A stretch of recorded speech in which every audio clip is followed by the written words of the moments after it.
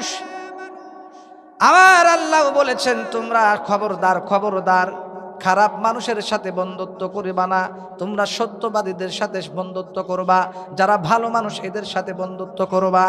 এই গেল 1 number point, খারাপ মানুষের সাথে বন্ধুত্ব করা যাবে না। আমার ভাইরারি 2 নাম্বার পয়েন্টে আছে, কোন মানুষ যদি ইমানদার হতে চায় তাহলে তার 2 নাম্বার গুণ অর্জন করা লাগবে, সেটা হলো আল বুগদু ফিল্লাহ। কাউকে ঘৃণা করতে হলে একমাত্র আল্লাহর জন্য ঘৃণা করবে। কথা বলেন ঠিক কিনা? আল্লাহু আল্লাহু তুমি জাল্লে জালালু, শেষ করা তো যাই না গিয়ে তোমার গুণগান। আল্লাহু আল্লাহু, ঠিক না? কত সুন্দর গান। আর এখন যে বার হয়েছে, ওরে বাবারে, এখন যে গান বের হয়েছে মনে করে জুতা দিয়ে বাইরে। কথা বলেন ঠিক কিনা?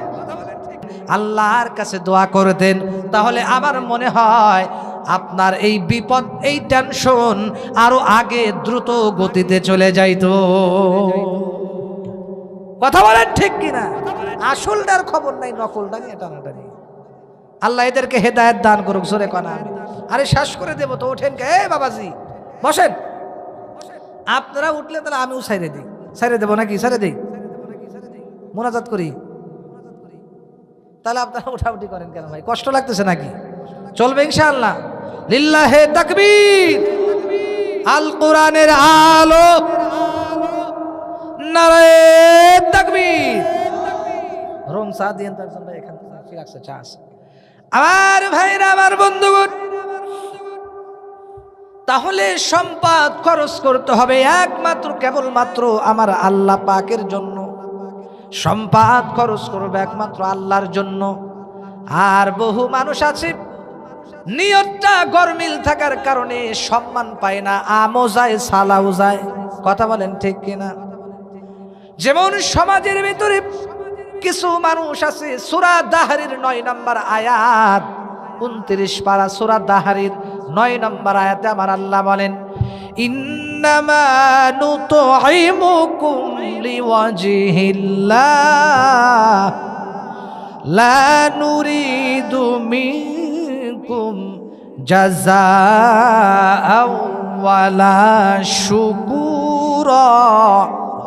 আমার আল্লাহ বলেন, ইন্নামা নুতঈমুকুম, অবশ্যই অবশ্যই তোমরা মানুষদেরকে খাওয়াইবা, তবে কোন নিয়তে খাওয়াইবা? লিওয়াজহিল্লাহ, একমাত্র কেবলমাত্র আল্লাহর জন্যই। মানুষকে খাওয়াইতে হবে একমাত্র কার জন্য? ইন্নামা নুতঈমুকুম লিওয়াজহিল্লাহ, একমাত্র কেবলমাত্র মানুষকে খাওয়াইতে হবে আল্লাহকে রাজি খুশি করার জন্য। বহু মানুষ আছে বন্ধুদেরকে খাওয়ায় এমনি স্বার্থের জন্য, আল্লাহকে রাজি খুশি করার জন্য খাওয়ায় না।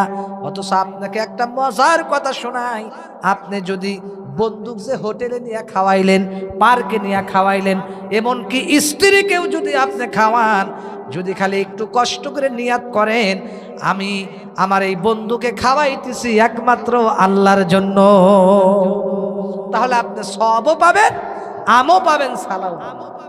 আর আপনি নিয়তটা না করার কারণে শুধু খাওয়াইলেন, সব পাইলেন, সে নিয়তটা করা যাবে না ইনশাআল্লাহ। এই গেল 1 নম্বর পয়েন্ট। 2 নম্বর পয়েন্টে আসেন, লা নুরিদু মিনকুম জাযাআন। এই বন্ধুদেরকে খাওয়ানোর উপরে খবরদার খবরদার টেবিল নিয়ে বসা যাবে না। অনেকেই বুঝা ফেলাইছে, মানুষকে খাওয়ানোর পরে কিন্তু টেবিল নিয়ে বসা যাবে না। এমনকি শুধু তাই নয়, লা নুরিদু মিনকুম জাযাআন, জাযাআন মানে প্রতিদান। খাওয়ানোর পরে কোনো প্রতিদানও চাওয়া যাবে না, খুঁটা দেওয়া যাবে না। বর্তমান সমাজের ভিতরে আমার মনে হয় নীলফামারী এলাকায় নাই, সবই পাবনায় আছে, সব ঢাকায় আছে, এদিক মনে হয় নাই নাকি? আছে না? বিবাহ অনুষ্ঠান হইলে, যখন বিবাহ অনুষ্ঠান হয়, আমি দেখছি আবার বরযাত্রীরাও, ছেলের পক্ষ মেয়ের পক্ষ, এরাও আবার টেনশন করে, এমন এমন মানুষদেরকে দাওয়াত দেব যাদেরকে দাওয়াত দিলে মোটা মোটা নোট পাওয়া যাবে। কথা বলেন না কেন?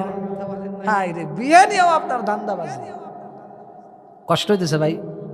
কি কথাগুলো ঠিক আছে কিনা বলেন?